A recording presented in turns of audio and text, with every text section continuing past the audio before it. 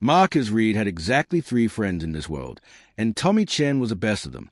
They met 15 years ago in a Bangkok prison where Marcus was doing 6 months for a bar fight he didn't start, and Tommy was serving 2 years for stealing medical supplies to treat sick kids in his neighborhood. Tommy had a code. He stole from the rich, helped the poor, and never hurt anyone who didn't deserve it. Marcus respected that. When they both got out, they stayed close. Tommy opened a small restaurant in London's Chinatown. Marcus visited every Tuesday without fail. This Tuesday started like all the others. Marcus walked through the red door of Chen's garden at exactly 7 in the evening. The smell of ginger and garlic filled the air. Tommy stood behind the counter, his face lighting up when he saw his old friend. He was a small man with kind eyes and hands that moved like artist hands when he cooked. Those hands had saved Marcus's life once in that prison, stitching up a knife wound with nothing but dental floss and steady nose. "The usual?" Tommy asked, already reaching for a clean plate.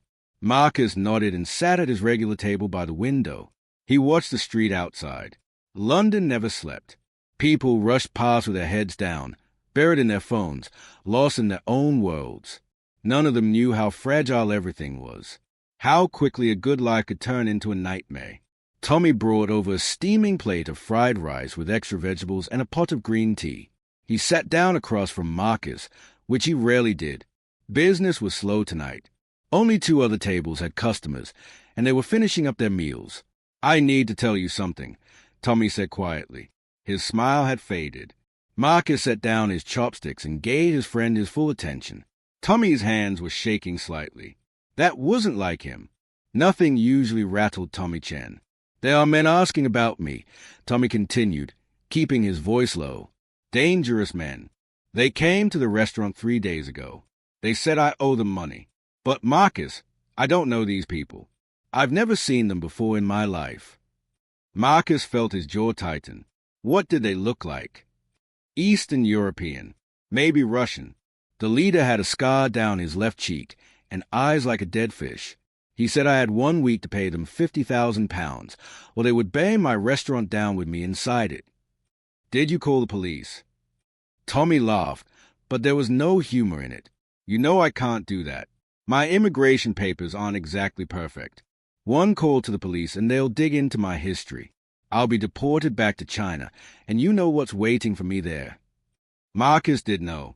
Tommy had fled China after exposing a corrupt official who was poisoning the water supply in his village. That official had powerful friends. Going back meant death or disappearing into a labor camp forever. "I'll handle this," Marcus said simply. Tommy started to protest, but Marcus raised his hand. "How much time is left?" "4 days." "Then I have 4 days to find these men and convince them to leave you alone." Tommy reached across the table and grabbed Marcus's wrist. "Please don't do anything crazy. I'll figure something out. Maybe I can sell the restaurant and disappear. Start over somewhere new. You've already started over twice in your life. You're not running again." Marcus stood up and pulled out his wallet. Tommy waved him off, but Marcus left cash on the table anyway. "I'll be back tomorrow. Lock your doors tonight and keep your phone closed." As Marcus walked out into the cold London night, his mind was already working. He had resources most people didn't. Old contact from his military days. People who owed him favors. Information brokers who could find anyone if you paid them enough or scared them enough. Russian gangsters with a scarred leader shouldn't be hard to track down. London's criminal underground wasn't as big as people thought. Everyone knew everyone, and everyone talked if you asked the right questions the right way. Marcus pulled his leather jacket tighter against the wind and headed toward the East End. He had calls to make and people to see. Tommy Chen was a good man in a world full of bad ones. Marcus had failed to protect good people before. He wouldn't fail again. Not this time.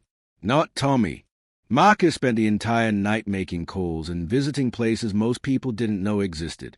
By 3 in the morning, he'd talked to 6 different information dealers, 2 former mob enforcers, and a bartender who served drinks to half the criminals in London. Nobody wanted to talk about the Russians at first. When Marcus pressed harder, he saw fear in their eyes. That told him everything he needed to know. These weren't ordinary thugs shaking down restaurant owners. They were connected to something bigger and more dangerous. The breakthrough came just before dawn. Marcus found himself in a basement gambling den in Whitechapel, talking to a man named Victor who'd gotten out of the Russian organization 5 years ago. Victor had burn scars covering the left side of his face, souvenirs from the day he'd tried to quit. He was drinking vodka straight from a bottle when Marcus sat down across from him. "You're asking about Sergei Volkov's crew," Victor said after Marcus slid 500 pounds across the table. "You have a death wish. Tell me about them." Victor took a long drink before answering. Volkov runs protection rackets all over East London. Started 3 years ago, small operations. Now he controls 50 businesses, maybe more. Restaurant owners, shopkeepers, anyone who can't fight back. He's smart about it. Never takes so much that people go to the police. Just enough to bleed them dry slowly. Why is he targeting my friend's restaurant? It barely makes enough to pay rent. That's the point. Victor leaned forward, his voice dropping to a whisper. Volkov doesn't care about the money from small places like your friend's restaurant. He's building a network. Every business he controls is a piece on the board. He uses them to move money, to hide his people, to create a web across the city. Your friend probably refused someone else 6 months ago, and now Volkov heard about it. He can't let anyone say no. It makes him look weak. Marcus absorbed this information. Where do I find him? You don't. Volkov finds you, and by then it's too late. Victor stood up, pocketing the money. My advice? Tell your friend to pay or run. Those are the only 2 options that don't end with someone dead. There's always a third option, Marcus said quietly. Victor studied him for a long moment, then shook his head. I can see you've already made up your mind. Volkov operates out of a warehouse near the river. Salmon Lane, number 42. But Marcus, listen to me carefully, is never alone. At least 8 men with him at all times, all armed, all willing to kill. And that's just his inner circle. He's got eyes everywhere. You go after him, you won't make it out alive. Marcus thanked him and left. The sun was rising over London, painting the dirty streets gold. He hadn't slept, but he wasn't tired. Adrenaline kept him sharp. He had 3 days left before Volkov's deadline. That was enough time if he was smart and careful. He went back to his apartment and opened the locked cabinet in his bedroom. Inside were things from his old life, a life he'd tried to leave behind after leaving the military. But some skills never faded. Some instincts stayed sharp forever. He pulled out a tactical knife, a pair of binoculars, and a small black notebook filled with names and numbers he'd promised himself he'd never use again. One name stood out, James Walker. They'd served together in Afghanistan, done things neither of them talked about anymore. James had stayed in the private security business after the military, working as a freelance operator for people who needed problems solved quietly. Marcus hadn't spoken to him in 2 years, but he dialed the number anyway. James answered on the 3rd ring. Marcus Reed, I thought you were dead. Not yet. I need information on a Russian named Sergei Volkov. Everything you can find. There was silence on the line. Then James said, You're serious? Volkov's connected to Bratva. Real organized crime, not street-level thugs. What did you do to get on his radar? A friend of mine caught his attention. I'm getting him off that radar permanently. This is suicide, Marcus. Even if you take out Volkov, his bosses will send someone worse. Then I'll deal with them too. Are you going to help me or not? James sighed. Give me 12 hours. I'll send you everything I have. But Marcus, think about this carefully. You go to war with the Bratva, you're starting something that won't end until you're in the ground. Then I better make sure I'm not the one who ends up there. Marcus hung up and sat on his bed, staring at the knife in his hands. The last time he'd used it was 3 years ago, helping a woman escape from her abusive husband. Before that, it had been Afghanistan. Different enemies, same principles. Protect those who can't protect themselves. Stop those who hurt the innocent. Tommy Chen deserved a peaceful life. He'd already suffered enough. Marcus would make sure he got that peace, no matter what it cost. The warehouse on Salmon Lane was calling to him. Soon, very soon, Sergei Volkov would learn what happened when you threaten the wrong person's friend. James delivered the information exactly 12 hours later through an encrypted file drop. Marcus spent the next 4 hours studying everything. Sergei Volkov was 38 years old, born in Moscow, arrived in London 9 years ago on a student visa that he'd overstayed. He had 17 arrests on his record, but no convictions. Witnesses always disappeared or changed their stories. Judges received threats. One prosecutor who tried to build a case against him ended up in the hospital with both legs broken. The file included surveillance photos of the warehouse. Marcus spread them across his kitchen table, analyzing the security measures. 2 cameras at the front entrance, 1 at the back. Guards rotating shifts every 6 hours. Delivery trucks came and went 3 times a week, always at night. The building had been a fish processing plant once, which explained the location near the Thames. Now it processed something far less legal. Marcus noticed something interesting in the photos. Every Tuesday at 9 in the evening, Volkov left the warehouse alone in his black Mercedes. He drove to a boxing gym in Stepney Green, spent exactly 90 minutes inside, then returned. It was the only time he separated from his security detail. Pride or stupidity, Marcus didn't care which. It was an opening. Today was Tuesday. Marcus had 5 hours to prepare. He dressed in dark clothing and loaded his gear into a backpack. The knife went into a sheath at his belt. He added a small camera, lockpicks, and a burner phone. No guns. Guns made noise and left evidence. This needed to be quiet and clean. At 8:30, Marcus positioned himself across the street from the warehouse, hidden in the shadows of an abandoned building. Right on schedule, the black Mercedes pulled out at 9 o'clock. Volkov sat in the driver's seat, alone. Marcus waited until the car disappeared around the corner, then moved. The back door had a simple lock that took him 30 seconds to pick. Inside, the warehouse smelled of mold and cigarette smoke. Fluorescent lights buzzed overhead, casting harsh shadows across stacks of wooden crates. Marcus heard voices coming from the second floor, laughter and Russian conversation.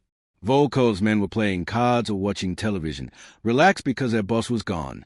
Marcus moved through the ground floor silently, documenting everything with his camera. Crates filled with stolen electronics. A table covered in account ledgers showing payments from dozens of businesses. A wall covered with photographs and addresses. He recognized Tommy's restaurant in one photo. There were at least 40 other businesses marked on a map of London, each one with a red pin and a dollar amount written next to it. This was bigger than he'd thought. Volkov wasn't just running a protection racket. He was building an empire, and Tommy's restaurant was just one small piece of it. Marcus felt cold anger settling in his chest. How many other people like Tommy were suffering right now? How many honest people were being bled dry by this parasite? He found Volkov's office on the second floor, separate from where the guards were gathered. The door was locked, but Marcus had it open in seconds. Inside was a desk covered in paperwork, a safe built into the wall, and a laptop connected to external hard drives. Marcus photographed everything quickly. The documents detailed money transfers, shipping routes, names of corrupt officials on Volkov's payroll. This was enough evidence to put him away for 20 years if Marcus gave it to the right people. But the justice system had failed to stop Volkov before. 17 arrests, 0 convictions. Marcus didn't trust it to work now. He needed a different approach. He heard footsteps in the hallway. Heavy boots, moving fast. Someone had spotted him on the security cameras. Marcus pocketed the burner phone he'd been using to photograph documents and moved to the window. 3 stories up, but there was a fire escape. The door burst open. 2 men entered, both reaching for guns. Marcus didn't give them the chance to draw. He moved like water, fast and fluid. A kick to the first man's knee, dropping him. An elbow to the second man's throat, crushing his windpipe. Both men went down in seconds. Marcus was out the window before backup arrived. He climbed down the fire escape and hit the ground running. Behind him, alarms blared and men shouted in Russian. He'd been inside the warehouse for less than 10 minutes, but it was enough. He had what he needed. Back at his apartment, Marcus downloaded all the photos and sent copies to James with instructions to hold them as insurance. Then he looked at the clock. Volkov would be back from the gym in 30 minutes. By now, his men would have told him about the break-in. They'd be looking for whoever did it, tearing through their network trying to find answers. Good. Let them look. Let Volkov feel what it was like to be hunted instead of being the hunter. This was just the beginning. Marcus had sent a message tonight. Someone was coming for Sergei Volkov, someone who wasn't afraid of him or his organization. Tomorrow, Marcus would send a stronger message, one that Volkov couldn't ignore, one that would make him understand that Tommy Chen was untouchable, and anyone who threatened him would pay a price they couldn't afford. Marcus cleaned his knife and put it back in its sheath. Outside his window, London slept, unaware that a war had just begun in its shadows. Volkov's response came faster than Marcus expected. The next morning, he received a text from Tommy. Someone had thrown a brick through the restaurant window during the night. Spray painted on the sidewalk outside with 3 words in Russian, pay or burn. Marcus arrived at Chen's garden 20 minutes later. Tommy was sweeping up broken glass, his hands shaking. The few morning customers who'd shown up took one look at the damage and left. Marcus helped him board up the window with plywood, neither of them speaking until the work was done. "They know you did something," Tommy said quietly. They came back angrier than before. "Marcus, this is getting worse. Maybe you should stop before someone gets killed." "Someone will get killed if I stop," Marcus replied. "These men don't forgive and forget. They'll take your money, then burn the restaurant anyway just to prove a point. The only way this ends is if they can't hurt you anymore. How do you plan to do that?" Marcus didn't answer. He couldn't tell Tommy what he was planning because Tommy would try to stop him. Good men always tried to stop necessary violence, even when it was the only language evil understood. He left Tommy cleaning up and made a call to Victor, the scarred Russian who'd given him information. They met in a different location this time, a cafe in Camden where nobody asked questions. "You hit Volkov's warehouse last night," Victor said. "It wasn't a question. The whole organization is talking about it. They are offering £10,000 to anyone who can identify you. I need to get a message to Volkov directly. Can you arrange a meeting?" Victor nearly choked on his coffee. "You want to meet him face to face? After breaking into his headquarters? Are you insane?" "Probably, but I need him to understand something, and he won't believe it unless I tell him myself. Set it up. Neutral location, public place, tomorrow afternoon. Tell him I have information about his operation that could destroy him, but I'm willing to make a deal. He'll kill you the second you sit down. Let me worry about that. Just set up the meeting." Victor stared at him for a long moment, then nodded slowly. "You're either the bravest man I've ever met or the stupidest. I'll make the call. But Marcus, if you die tomorrow, I'm not attending your funeral." The meeting was set for 3 o'clock the next afternoon at a pub in Shoreditch. Marcus arrived early and chose a table near the back with clear sightlines to all the exits. He ordered a beer he didn't drink and waited. Volkov arrived exactly on time, flanked by 4 men built like concrete walls. The scarred leader was shorter than Marcus expected, maybe 5'9", but he carried himself like someone who'd never lost a fight. His suit was expensive, his shoes were Italian leather, and his eyes were exactly like Victor had described, dead and cold. He sat down across from Marcus while his men positioned themselves around the pub, hands inside their jackets where guns were hidden. The other patrons noticed the tension and quietly started leaving.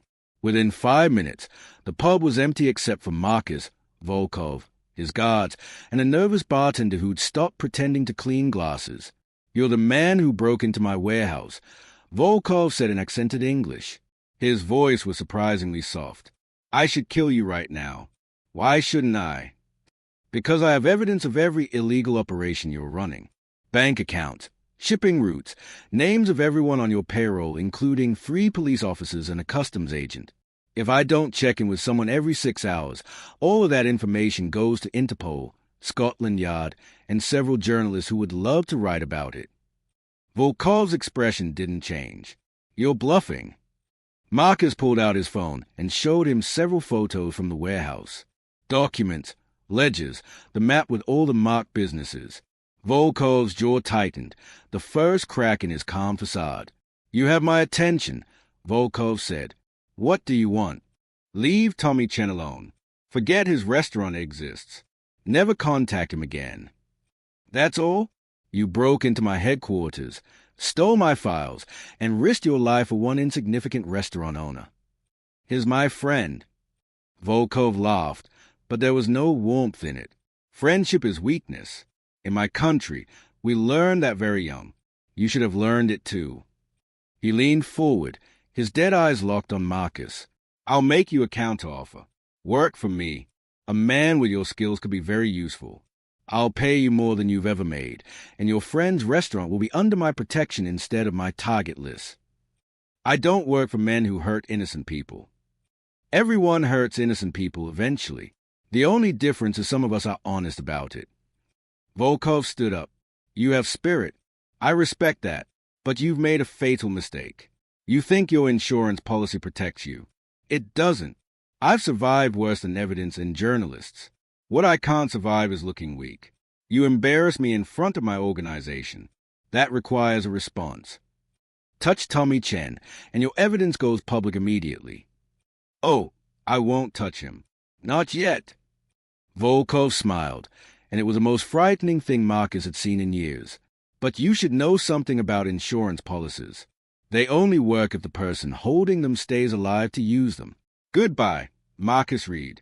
You should have taken my offer." Volkov walked out with his men following. Marcus sat alone in the empty pub, his heart pounding. The meeting hadn't gone the way he'd hoped. He'd wanted to scare Volkov into backing off. Instead, he'd painted a target on his own back while Tommy was still in danger. The bartender approached nervously. "Sir, I think you should leave. Those men, they are very dangerous." Marcus nodded and stood up. The bartender was right. But danger was a language Marcus spoke fluently. He'd been speaking it his entire adult life. One more conversation wouldn't kill him. Probably. Marcus knew they would come for him that night. He prepared his apartment like a battlefield, every advantage calculated and planned. When the door exploded inward at 2 a.m, he was ready. 4 men rushed through, guns drawn. They found an empty apartment and Marcus dropping from the ceiling behind them. His knife flashed in the darkness. 2 men went down before the others realized what was happening. The third man fired his gun, but Marcus had already moved, the bullet punching through drywall. Marcus's knife found the shooter's wrist. The gun clattered to the floor, and a brutal knee to the temple put him down. The fourth man ran. Smart. Marcus didn't chase him. He wanted that man to report back to Volkov, to tell him that Marcus Reed wasn't an easy target. But as he surveyed the damage to his apartment and the 3 unconscious attackers, Marcus realized something had changed. This had escalated beyond Tommy's restaurant now. Volkov wouldn't stop coming. Not until Marcus was dead or Volkov was. The choice was simple. Marcus made one phone call to James. "I need everything you have on Volkov's operation. Safe houses, backup locations, where his bosses are, all of it." "Marcus, what are you planning?" "Ending this tonight. You can't take out an entire organization by yourself. Watch me." The files arrived within an hour. Marcus studied them while binding the 3 attackers with zip ties. Volkov had a penthouse apartment in Canary Wharf, luxury paid for with blood money. High security, doormen, cameras everywhere. But Marcus had learned something during his years in the military. The harder a fortress looked from outside, the more vulnerable it was once you got in. People who felt safe made mistakes. At 4 a.m, Marcus entered the building through the parking garage. Security cameras watched him walk to the elevator, but he'd planned for that. He wore a delivery uniform stolen from a truck outside, carried a large box, and kept his head down. The doorman barely glanced at him. Another invisible worker in a city full of them. Volkov's penthouse was on the 32nd floor. Marcus took the elevator up, listening to soft jazz playing through the speakers. The absurdity of the moment wasn't lost on him. Here he was, riding an elevator to confront a Russian gangster at 4 a.m, all because someone had threatened his friend's restaurant. Tommy would probably tell him this was crazy. Tommy would be right. But some things mattered more than sanity. The elevator doors opened directly into Volkov's penthouse. Expensive furniture, floor-to-ceiling windows overlooking London, and 2 guards who reached for their guns the instant they saw Marcus. He dropped the box and moved. Years of training took over, muscle memory from 1,000 practice sessions. The first guard went down with a crushed windpipe. The second managed to draw his gun before Marcus's knife found his shoulder, making his fingers go numb and the weapon fall. Volkov emerged from a bedroom wearing silk pajamas and holding a gold-plated pistol. For the first time since Marcus had met him, Volkov looked surprised. "How did you get past my security?" Your security is lazy. Your cameras are predictable. Your guards trust uniforms too much. Marcus kicked the gun away from the injured guard and faced Volkov. This ends tonight. You're going to leave Tommy Chen alone. You're going to leave every business in your network alone. And you're going to leave London. Volkov laughed. Oh, what? You'll kill me? You're not a killer, Marcus. I can see it in your eyes. You're a soldier, a protector. You have lines you won't cross. I have no such limitations. You're right, Marcus said quietly. I'm not a killer, but I'm something worse for you. I'm someone who won't stop. Ever? You hurt Tommy. I'll be there. You threaten another business. I'll be there. You breathe wrong in this city. I'll be there. I will make your life so miserable that your bosses will either kill you themselves or you'll leave just to escape me. You're one man. So were you, once. You built an empire from nothing. I can tear it down just as fast. Volkov's hand tightened on his pistol. For a long moment, the two men stared at each other across the expensive penthouse. The sun was starting to rise outside, painting London in shades of orange and gold. Somewhere in that vast city, Tommy was probably waking up, getting ready to open his restaurant despite the broken window and the threats. I could shoot you right now, Volkov said. You could, but I've already sent all your files to people who will use them. You kill me, your organization collapses within a week. You let me walk away, maybe you survive this. Marcus took a step forward. Or maybe we both put our weapons down and I walk out that door and you spend the rest of your life wondering when I'm coming back. Your choice, Sergei. The tension hung in the air like smoke. Then slowly, very slowly, Volkov lowered his pistol. You're insane. Probably. Do we have a deal? Volkov nodded once. Chen's restaurant is off limits. I'll spread the word. But Marcus, if you ever come near me or my operations again, insurance policy or not, I will burn everything you love to the ground. Then we understand each other perfectly. Marcus walked to the elevator, keeping his eyes on Volkov until the doors closed. His hands were shaking from adrenaline as the elevator descended. He'd gambled everything on Volkov being smart enough to back down, and somehow it had worked. By the time Marcus reached street level, his phone was ringing. It was Tommy. Marcus, where are you? The police just came by. They said someone made an anonymous tip about a gang threatening my restaurant. They are going to provide extra patrol for the next month. Marcus smiled. James must have made that call. Good man. That's great news, Tommy. Listen, I think your troubles are over. The people who threatened you won't be back. How do you know? I just do. Trust me. There was a pause. Then Tommy said, What did you do, Marcus? Nothing I'll lose sleep over. I'll see you Tuesday for dinner. You better. And Marcus, thank you. Whatever you did, thank you. Marcus hung up and started walking through the empty London streets. The sun was fully up now, warming his face. He was exhausted. His knuckles were bruised, and his apartment was destroyed. But Tommy was safe. That was what mattered. They'd hurt his friend, and Marcus had come for them. Now they knew what happened when you threatened the people Marcus Reed cared about. Some lessons had to be taught with violence. Some messages could only be delivered with fear. Marcus turned down a familiar street and headed toward Chen's garden. Maybe he'd help Tommy clean up the broken glass. Maybe they'd share some tea and not talk about what happened. That sounded good. That sounded like peace, however temporary it might be.